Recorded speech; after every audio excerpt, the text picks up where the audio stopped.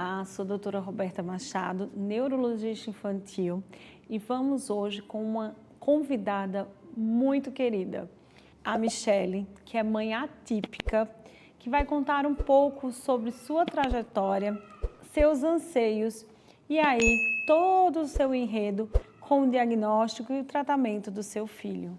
Tudo bem, Michele? Tudo bem, doutora. Então vamos lá.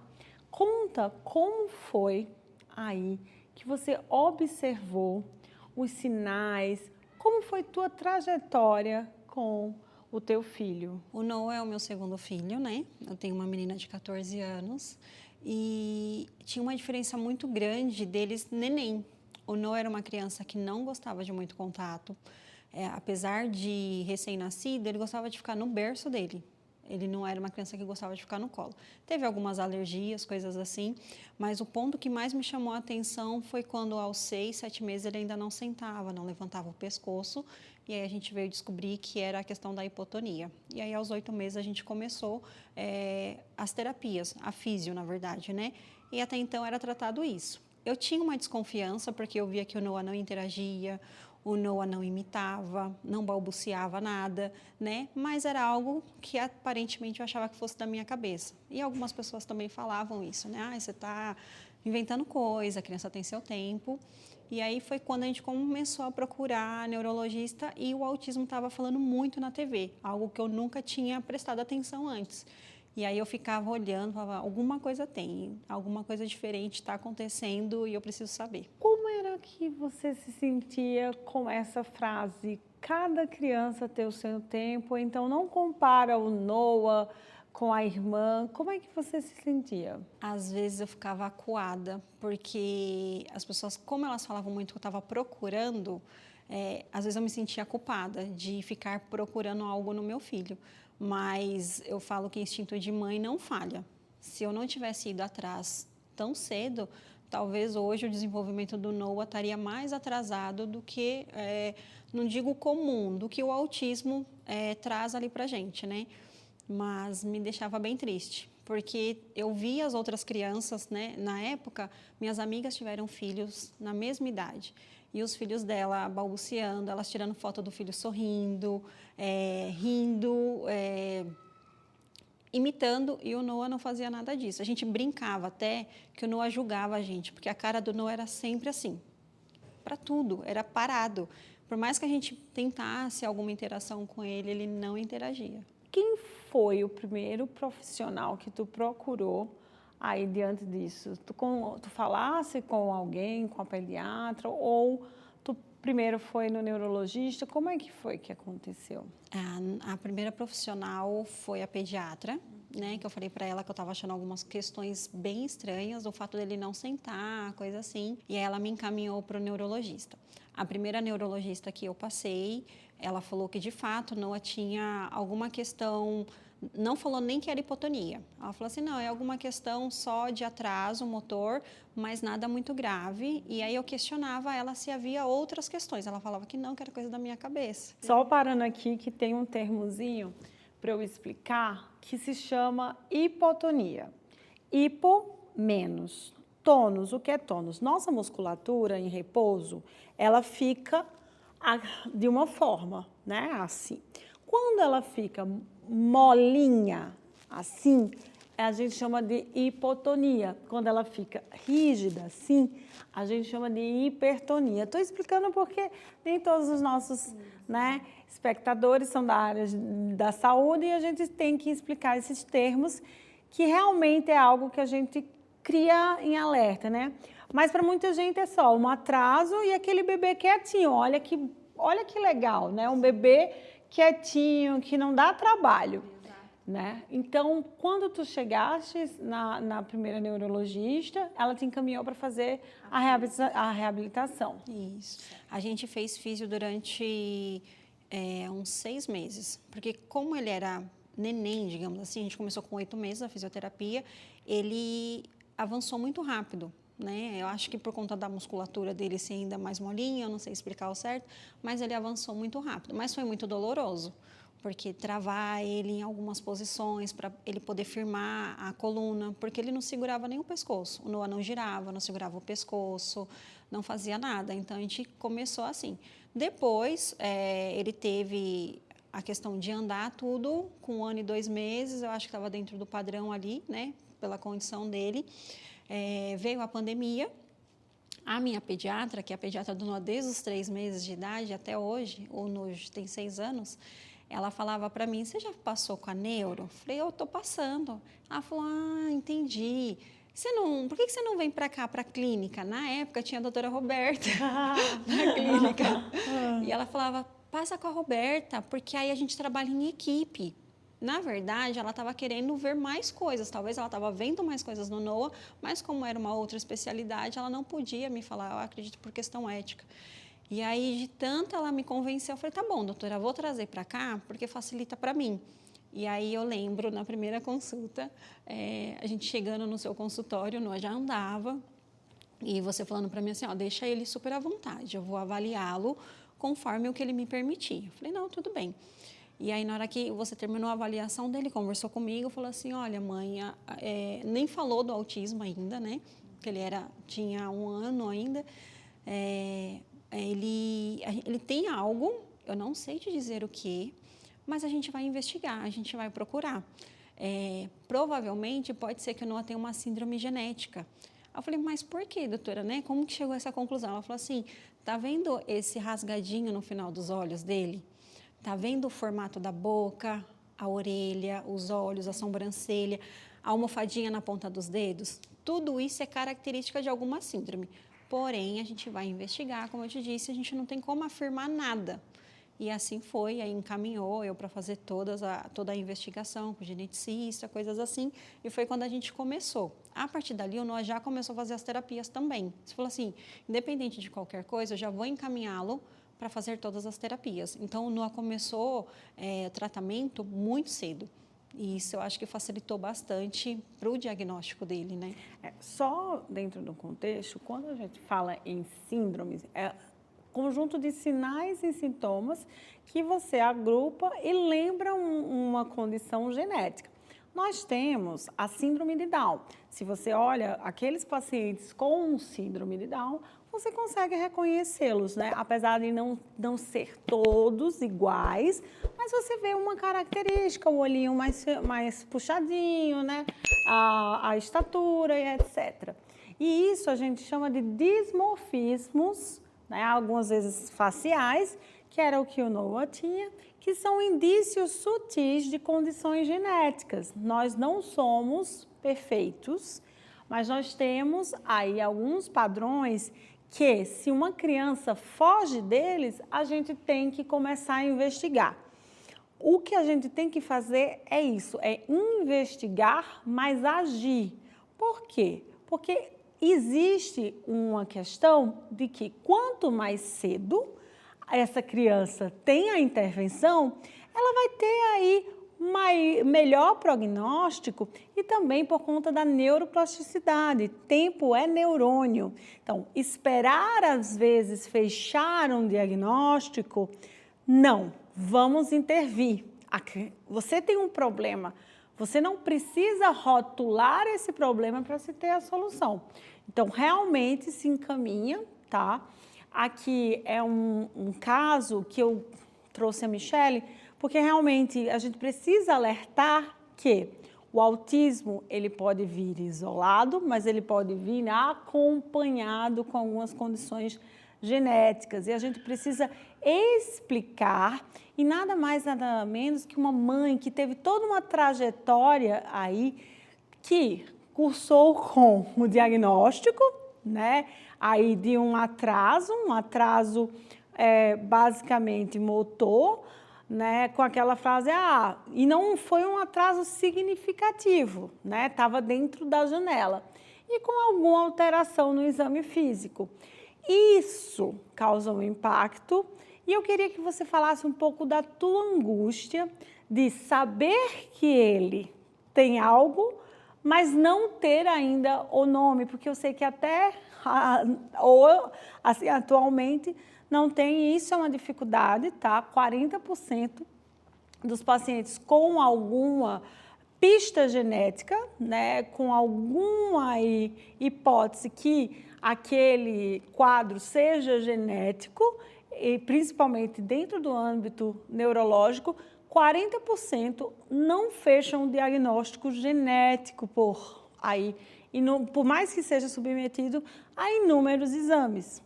E eu queria saber, você como mãe, como é que você lida com isso? Quando foi me passado, né, essa possível síndrome do Noah, apesar de difícil, porque a gente não sabe com o que está lidando, eu acredito que o profissional tem um impacto muito grande. A forma como foi abordada, a forma como você me trouxe, facilitou muito de, tipo, independente do que ele tenha, eu tô com a melhor. E eu não largo de mão, não tem como. Então, isso me trouxe um certo medo, mas uma calmaria ao mesmo tempo. Eu lembro de chegar em casa, tirar um peso das minhas costas, porque todo mundo falava assim, você está procurando coisa, você está inventando, o menino é normal, como se o meu filho não fosse normal. Ele é normal, mesmo sendo autista, ele é normal, né? E aí, quando veio essa devolutiva, eu cheguei e fui falar com algumas pessoas, não as pessoas que me criticavam, as pessoas que sempre me apoiavam. E elas falaram assim, tá vendo? Você estava certa, seu filho tem algo e você está indo atrás. Em relação à síndrome do Noah, ainda não foi fechada, né? Existem vários exames, a gente ainda está fazendo, né, para que alcance, né, o resultado correto, mas ele já está tendo todas as intervenções, né, de terapias, acompanhamentos, tudo. O meu maior medo hoje é a questão de quais os médicos que eu vou precisar procurar diante disso. Porque a possível síndrome dele é a Kabuki, né, a princípio, e a Kabuki ela afeta alguns órgãos, digamos assim como a síndrome de Down também tem isso.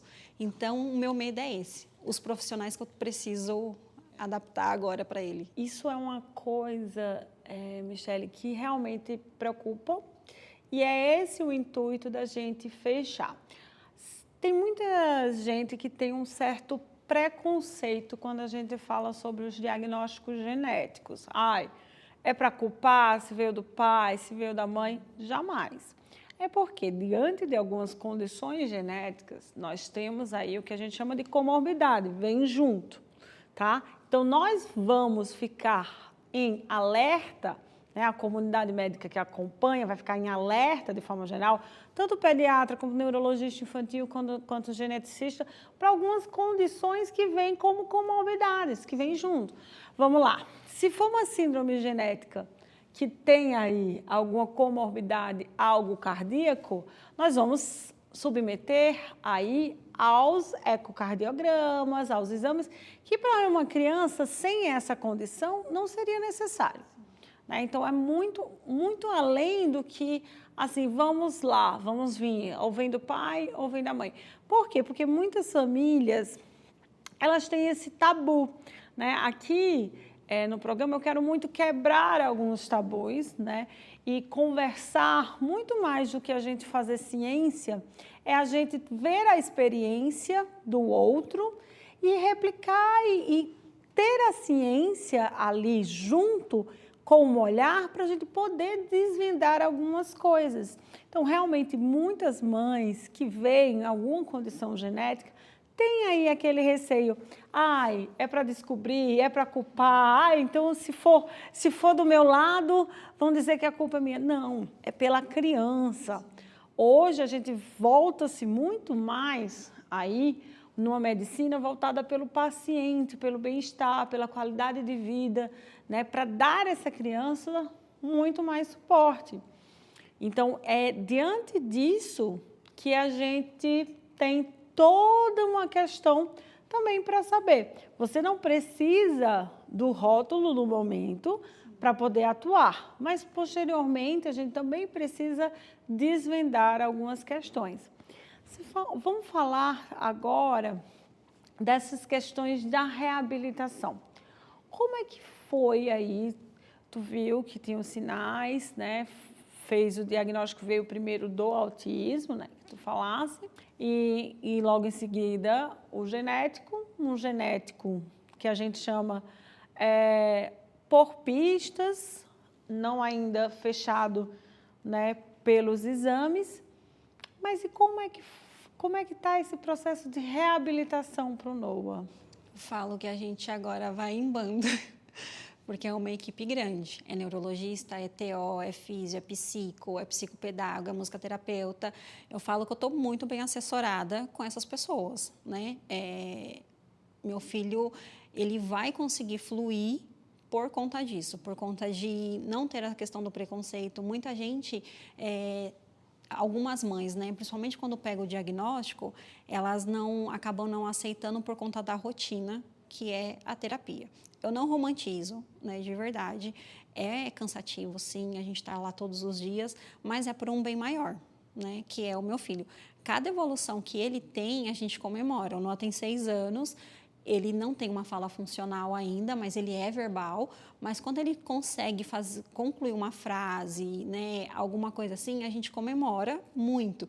E isso é devido às intervenções terapêuticas, desde lá do início. Então, eu particularmente acho sensacional. Tanto acho que comecei até a estudar, né, sobre, né? Então, eu gosto bastante. Isso é um ponto muito interessante que tu falasse, que é a criança, ela não ser verbal, né? Ela é verbal, mas ela não tem fala funcional, né? Isso, nossa, parece assim, como assim? Gente, me confundiu agora. Eu estou assistindo o programa, quero saber mais do autismo. Como é que é um autista? Ele fala e não fala, né? Exatamente. Ele pode emitir palavras, cantarolar, mas não estabelecer um discurso, não estabelecer uma comunicação. Eles podem até ter um repertório, ok, né? Inclusive, eu tenho pacientes que eles não têm fala funcional e eles cantam em inglês, em português. Então, assim, é um mistério, né? São aquelas contradições, né? Aqueles paradoxos que a gente precisa também esclarecer, né? Esse mito, assim, por quê? O CID-11, ele traz isso agora. Então, o que é o CID, doutora? CID é o Código Internacional da Doença. E o que é isso? A gente precisa catalogar, numerar as doenças. Por quê? Tá?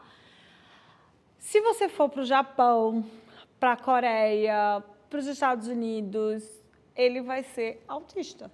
Ele vai ter o mesmo código, tá? E aí, o CID vem muito disso, da fala funcional ou não funcional. E muitas vezes pensa que é ele ser verbal ou não verbal, falar e não falar. Só que não é isso, né? É a mesma coisa de achar da socialização, né? Ah, ele é aquele que não vai se socializar, não é isso, né? Até a questão, algumas pessoas falam assim para mim, às vezes, mas ele me olha nos olhos.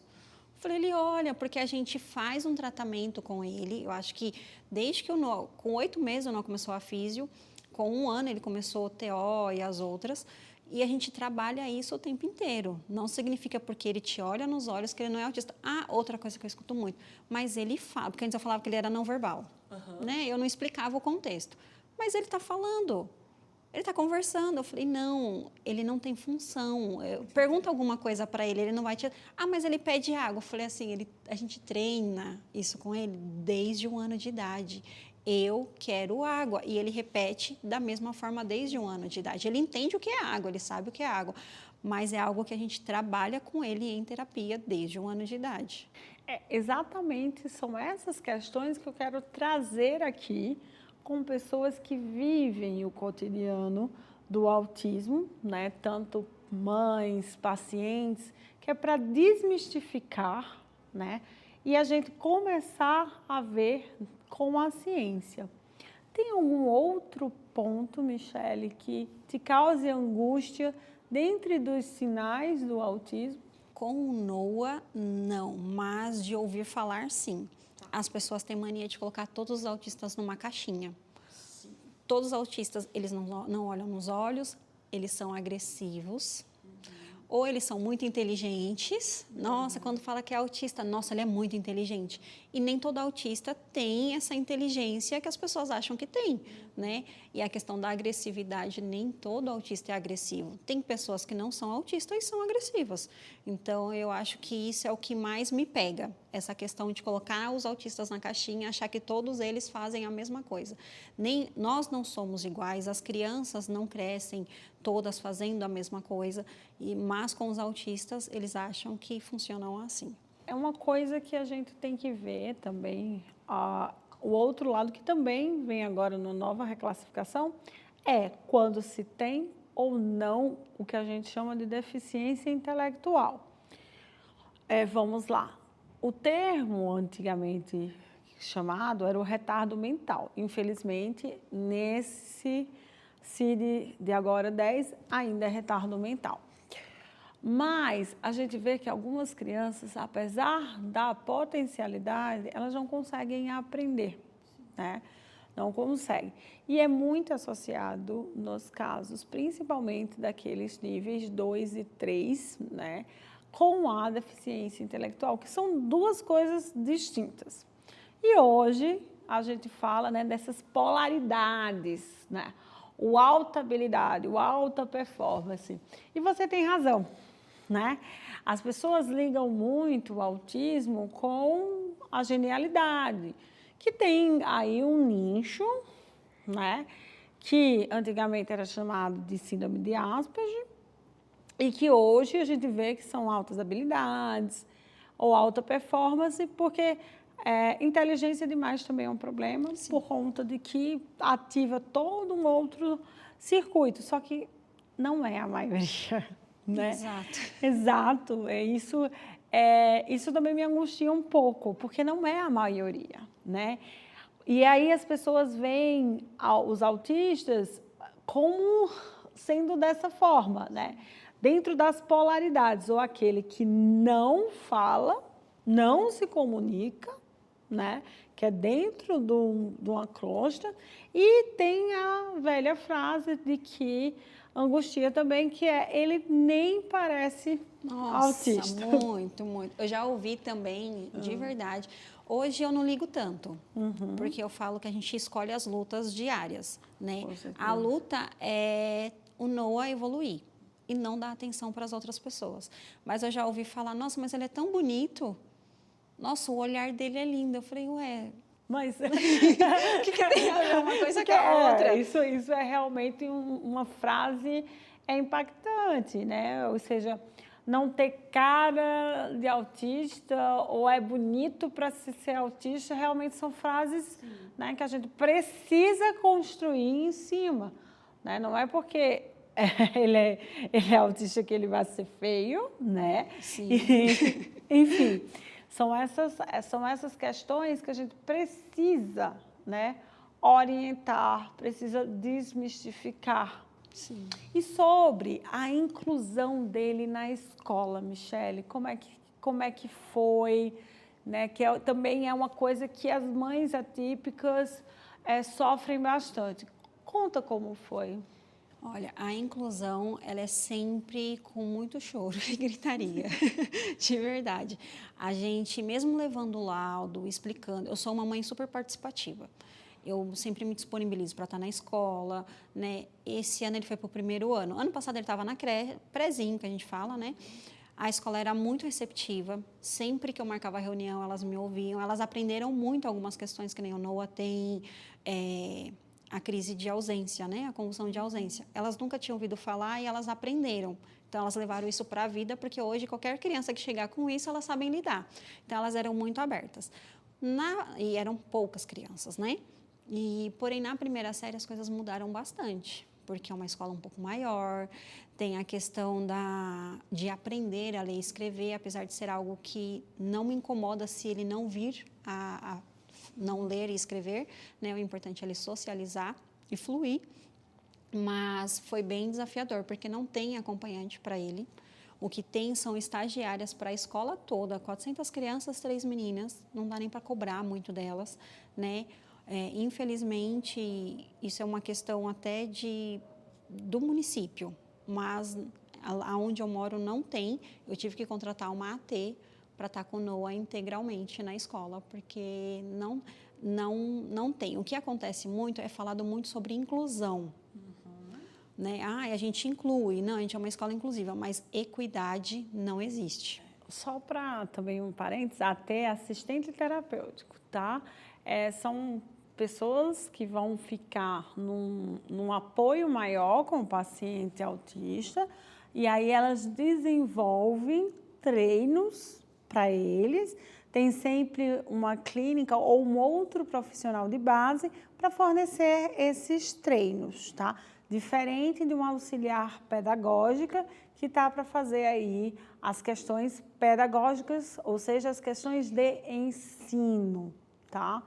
Isso é algo que a gente precisa discutir bastante. Por que eu perguntei? Porque a escola é realmente uma das coisas que as mães mais temem, que é a escola, né? Elas tendem, eu falo que a questão da inclusão é incluir o aluno dentro do contexto que ele fornece também. Mas não, elas querem criar, eu entendo que existem regras e é necessário para o bom andamento, né, da instituição. Só que elas querem aplicar regras que não se aplicam ao meu filho, né, ao suporte que ele precisa ali para tudo, não só para o aprendizado, mas para tudo. E isso me incomoda bastante. De verdade, eu sempre estou na escola, sempre converso, eu percebo que elas tentam de alguma forma fazer algo, mas falta muito ser discutido dentro da escola com os professores. Não são todos os professores aptos, tem professores que não entendem, tem professores com falas capacitistas ainda, né? E isso magoa, né, de certa forma. Tu lembras de alguma situação, óbvio, não cita ano, nada e etc, né? Tudo aqui está preservando eticamente, mas tu tens aí uma experiência que tu possa contar, de alguma frase capacitista que tenha falado, ou de alguma situação que tenha realmente te trazido uma angústia na questão da escola? Já teve há um tempo atrás. O Noah fazia algumas atividades nessa instituição, não é a escola que ele estuda, tá? E a pessoa que estava coordenando ali, porque eu precisava entrar até ele se adaptar a ela, né? Porque eu não tinha AT ainda e não tinha um outro suporte. E aí ela estava com ele e ela falou essa frase de que ele... Peraí. Ai, senão minha garganta não aguenta. Ela estava com ele e ela falou justamente essa frase. Nossa, mas ele é tão bonito. Foi ela que me falou. Foi ela. Nossa, se não fosse isso, né? E ficava nesse nossa. E eu tipo, mas por que ela tá tão impactada com meu filho ser autista ou com a beleza dele? Ai, ele tem os olhos lindos, né? Nem parece que ele é autista. Eu... Gente, tem padrão para aparecer? Porque eu não estou entendendo. Né? E o que me chocou foi porque veio de uma pessoa que não deveria falar, uma pessoa que estudou para isso, né? Uma pessoa super informada, uma pessoa que ela forma pessoas.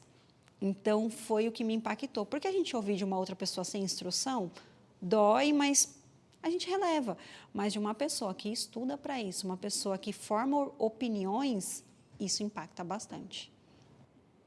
Realmente, eu sempre falo, não tem como incluir se não adaptar. E a adaptação tem que vir, inclusive, na forma de se falar, né? Na forma de acolher, né? Tanto as mães quanto essas crianças, né? E eu queria, mais uma vez, perguntar um pouco sobre tua trajetória até aqui, né? Que você falou, que você está fazendo algo na área para ajudar seu filho. Sim. Então, você poderia falar um pouco mais? Quando o Noah começou as intervenções, né, terapêuticas, na minha cabeça eu só pensava assim, se um dia eu não conseguir pagar isso, eu preciso fazer algo. E aí eu fui pesquisei fono, falei, não, fono, acredito que não seja para mim. Pesquisei psico, falei, não, para mim também não. Eu gosto muito de brincar, eu sempre fui a tia que deixava fazer bagunça em casa, oficina de pizza, de donut, então eu sempre gostei disso. E a terapia ocupacional é muito sobre isso, é um brincar com função, é algo que eu já fazia, porém dá função naquilo para ajudar meu filho. Hoje eu estou no 5º semestre de terapia ocupacional, no intuito de ajudar meu filho, só que hoje eu vejo que, além de ajudar o meu filho, eu vou poder ajudar outras mães também, porque infelizmente falta isso para a maioria das famílias. Nem todas as famílias têm acesso às terapias, porque é algo bem difícil, não é barato, né? Infelizmente, não por conta do profissional, porque os cursos que os profissionais fazem também são muito caros, não são tão acessíveis, né? Mas a minha intenção como mãe, né, de autista também, é poder ajudar outras mães para que outras crianças fluam tão bem quanto o meu filho, né? Eu brinco muito que o meu filho vai ter a melhor terapeuta e graças a ele as outras mães também terão a melhor terapeuta, porque tudo é em função dele, né? É bastante comum algumas mães adotarem essa postura, né, de batalhar, de querer o melhor não só para o seu filho, mas assim para o outro, né? A empatia que se cria com o outro é muito... Qual a mensagem que você gostaria de falar para as mães? Apesar de ser bem desafiador, não se culpe. Tem dias que a gente não aguenta e está tudo bem. Não se coloquem nunca no papel de guerreira, porque a gente não é guerreira. Eu brinco muito que guerreira é a Xena. Eu não sou, não gosto desse título, porque não romantize a sua dor, né? E converse, fale para o outro quando não estiver bem, quando não conseguir. O fato de hoje, talvez, às vezes falta, não vou mentir, um pouco de paciência de lidar com a situação, entender que a gente é ser humano e que a gente também precisa de acolhimento. A gente precisa ajudar o nosso filho, sim, mas a gente também precisa entender que a gente precisa de se acolher. Porque se a gente não estiver bem, a gente não vai conseguir cuidar do filho da gente também. Foi excelente. Agradeço muito a sua participação cheia de emoção. Obrigada por ter compartilhado essa trajetória que a gente sabe que não é fácil, tá? De se expor e de ajudar outras pessoas com o teu testemunho. Obrigada, Michele. Eu que agradeço o convite. Sou sua fã, você sabe disso. Adoro. Só trago fãs aqui. Adoro o seu trabalho. Eu acho que desde o primeiro dia que eu te vi, eu choro, porque não tem como, gente, não tem como lidar com uma pessoa dessa e não se emocionar com todo o acolhimento. Não é só uma médica neurologista. Eu falo que é uma amiga da família, porque a forma que você lida com isso, a forma que você trata não só os seus pacientes, que é o Noah, mas toda a família, todo o acolhimento que você tem é algo muito surreal.